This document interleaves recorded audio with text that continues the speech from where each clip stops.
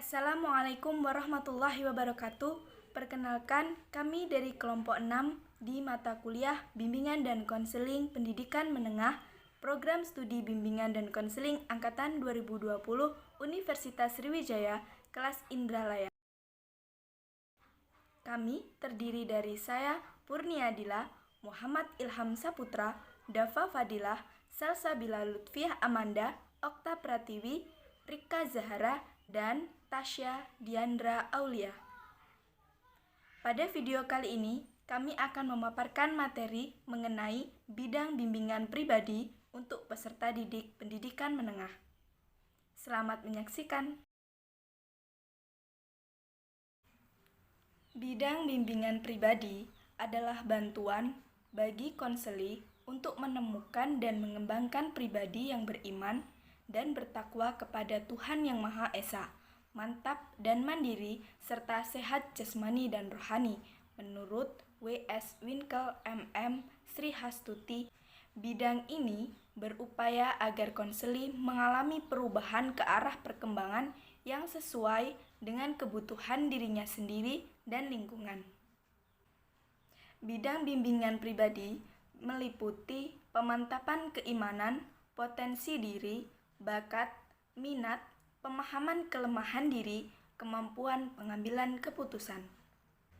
Dalam bidang bimbingan pribadi, yaitu bidang pelayanan yang membantu peserta didik dalam memahami, menilai, dan mengembangkan potensi dan kecakapan bakat dan minat, serta kondisi yang sesuai dengan karakteristik kepribadian dan kebutuhan dirinya.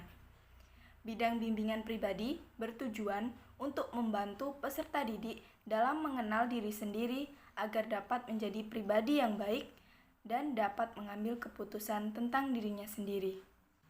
Secara umum, pengembangan pribadi pada pendidikan menengah mengacu kepada berkembangnya pancadaya pada diri peserta didik. Bagaimana supaya dapat beriman dan bertakwa kepada Tuhan Yang Maha Esa, dapat mencipta, dapat merasa, dapat berprakarsa, dan dapat berkarya. Materi bimbingan pribadi yang dapat dikembangkan pada peserta didik dari pendidikan menengah seperti mengenai kelebihan dan kekurangan diri, meningkatkan kepercayaan diri, pengembangan kelebihan diri, pengentasan kelemahan diri, arti dan tujuan beribadah, nilai-nilai agama sebagai pedoman hidup, mengenal perasaan diri dan cara mengekspresikannya secara efektif. Kemudian, materi diberikan kepada peserta didik untuk memberikan cara memanajemen stres, mengenal peran sosial sebagai laki-laki atau perempuan. Menurut Muhammad Ramli dan kawan-kawan tahun 2017. Menurut A. Helen tahun 2002, ruang lingkup dari layanan bidang bimbingan pribadi yaitu yang pertama, pemantapan sikap dan kebiasaan serta pengembangan wawasan dalam beriman dan bertakwa kepada Tuhan Yang Maha Esa.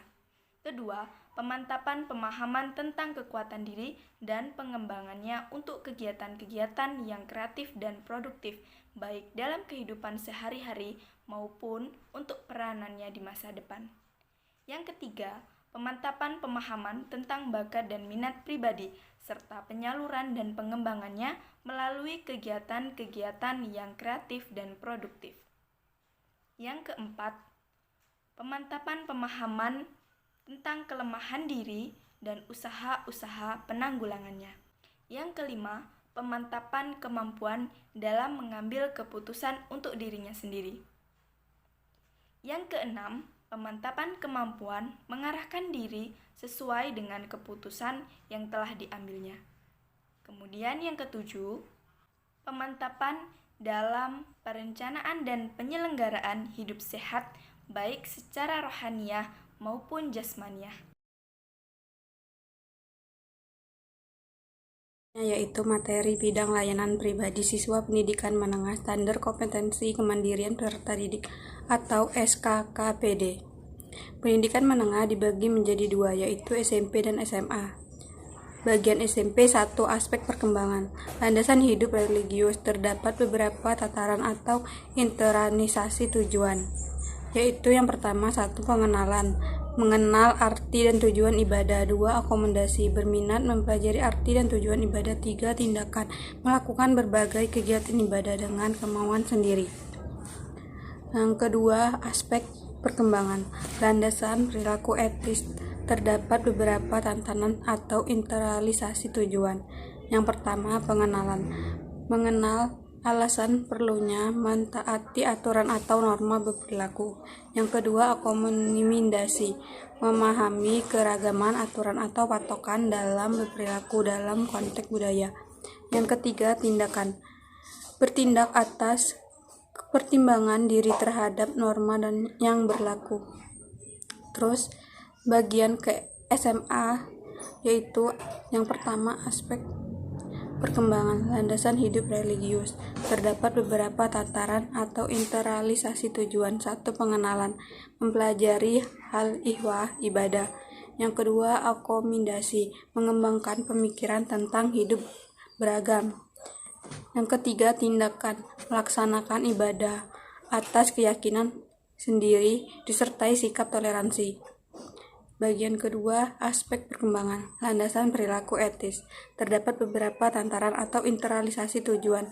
Pertama, pengenalan mengenai keragaman sumber moral yang berlaku di masyarakat. Yang kedua, akomodasi. Menghargai keragaman sumber moral sebagai rujukan pengambilan keputusan. Yang ketiga, tindakan. Berlaku atas dasar keputusan yang mempertimbangkan aspek-aspek etis. Selanjutnya, saya akan menjelaskan materi tentang aspek perkembangan kematangan emosi dan intelektual pada siswa SMP dan SMA. Yang pertama, saya akan menjelaskan tentang aspek perkembangan kematangan emosi pada siswa SMP. Terdapat beberapa internalisasi atau tataran tujuan pada aspek perkembangan kematangan emosi pada siswa SMP.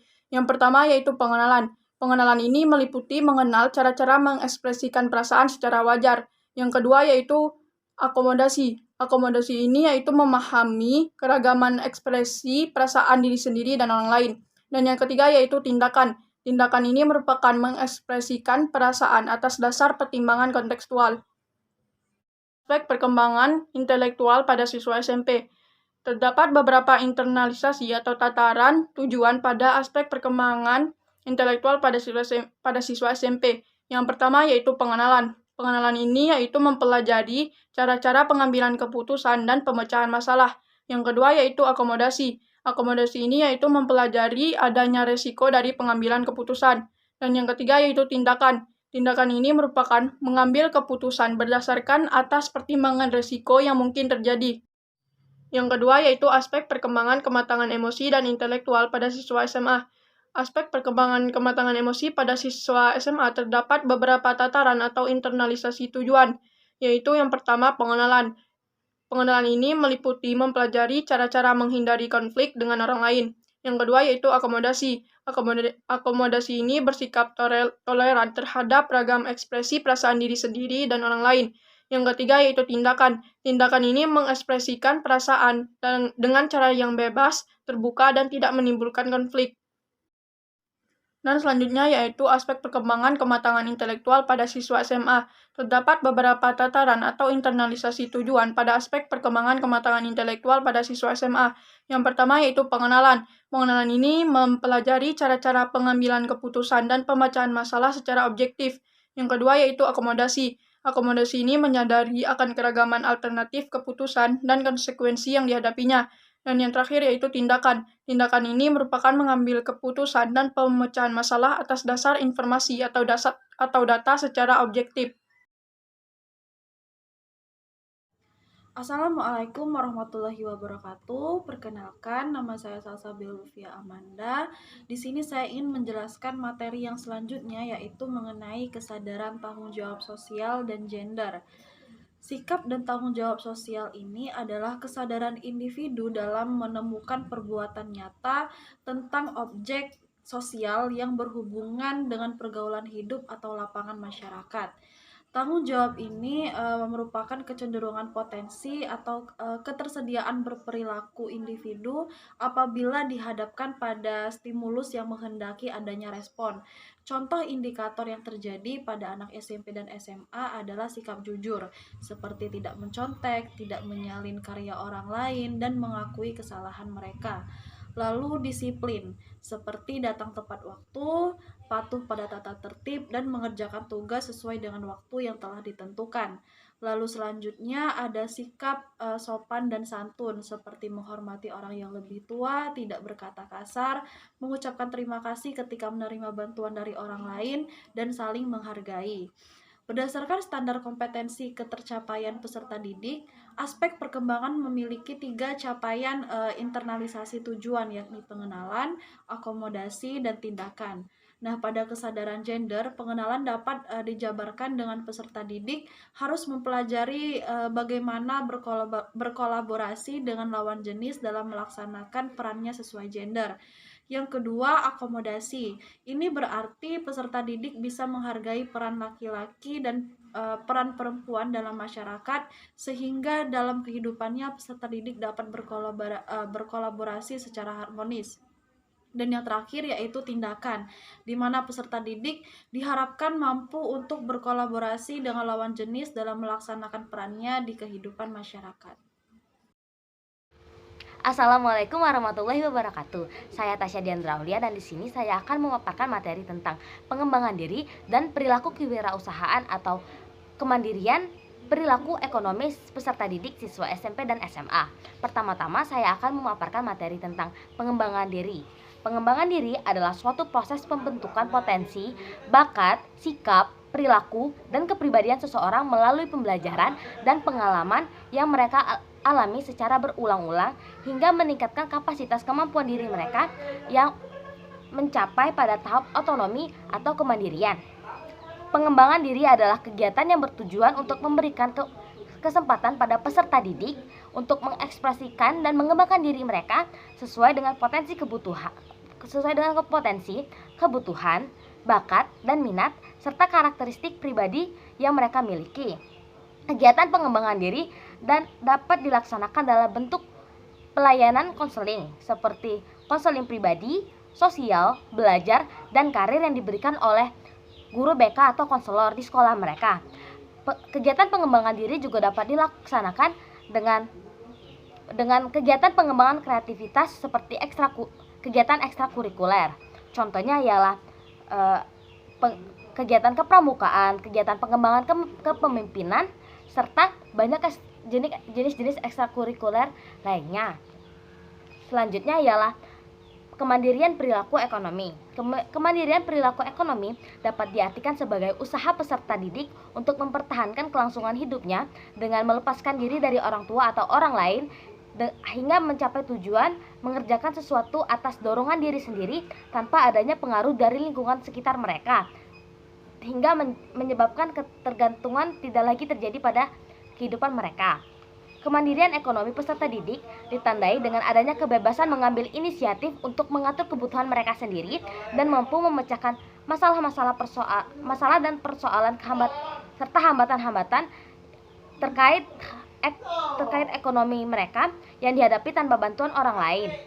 Aspek-aspek kemandirian ini menurut Mas Tun antara lain aspek tanggung jawab, aspek otonomi atau kemandirian, aspek inisiatif, dan aspek kontrol diri. Sikap kewirausahaan peserta didik sangat bergantung pada lingkungan tempat mereka tinggal, termasuk dengan pendidikan ekonomi keluarga mereka. Selain itu, dibutuhkan juga motivasi untuk meningkatkan perilaku kewirausahaan peserta didik. Dibutuhkan juga motivasi dalam diri mereka agar perilaku kewirausahaan ini timbul. Dalam penerapannya di sekolah, pengembangan perilaku kewirausahaan untuk peserta didik dilaksanakan dalam bentuk pendidikan kewirausahaan yang diberikan oleh guru-guru mereka di sekolah. Untuk mengembangkan perilaku ekonomis peserta didik ini, penerapan pendidikan kewirausahaan ini diharapkan dapat mengembangkan perilaku ekonomis dalam diri peserta didik. Sekian pemaparan materi dari saya, lebih dan kurangnya mohon maaf. Terima kasih. Wassalamualaikum warahmatullahi wabarakatuh.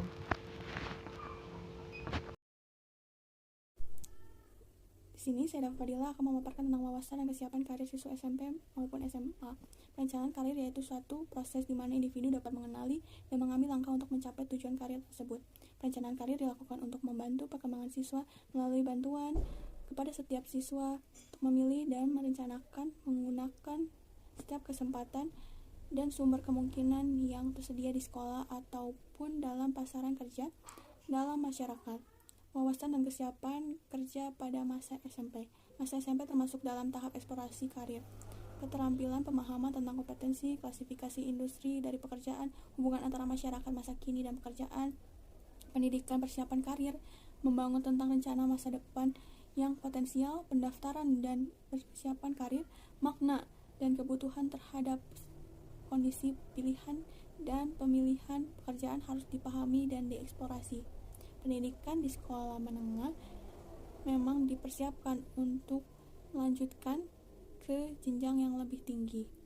Tetapi kebanyakan karena suatu hal yang tidak bisa dihindari ataupun sebab ekonomi yang memaksa siswa sebagian memutus untuk berhenti sekolah atau tidak melanjutkan ke jenjang lebih tinggi. Siswa SMP dipandang sudah mampu untuk bisa menentukan tujuan karirnya sendiri sesuai yang diinginkan mereka, mulai bisa memilih, mencari informasi karir yang diinginkan. Oleh karena itu, supaya karir yang diimpikan itu dapat terwujud dengan baik, maka harus dibuatnya perencanaan karir.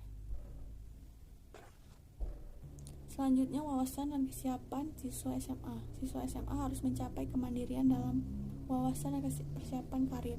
Tugas ini diintegrasikan ke dalam 3 tahap, yaitu pengenalan dengan mempelajari kemampuan diri, peluang dan ragam pekerjaan, pendidikan dan aktivitas yang terfokus pada pengembangan alternatif yang karir yang lebih terarah. Kedua, akomodasi merupakan internasi nilai-nilai yang melandasi pertimbangan pemilihan alternatif kerja dan tindakan. Yang ketiga, yaitu mulai mengembangkan alternatif perencanaan karir yang mempertimbangkan kemampuan, peluang dan ragam karir. Selanjutnya, saya Muhammad Ilham Saputra akan memaparkan tentang aspek pengembangan yang terakhir, yaitu kesiapan diri untuk menikah dan berkeluarga dalam lingkup SMA. Yang dalam hal ini, tataran atau internalisasi tujuannya, yang pertama yaitu pengenalan. Mengenal tentang norma-norma pernikahan dan berkeluarga. Selanjutnya, mengenai akomodasi, menghargai norma-norma pernikahan dan keluarga sebagai landasan bagi terciptanya kehidupan masyarakat yang harmonis. Dan yang terakhir yaitu tindakan. Bagaimana cara mengekspresikan keinginannya untuk mempelajari lebih intensif tentang norma pernikahan dan keluarga.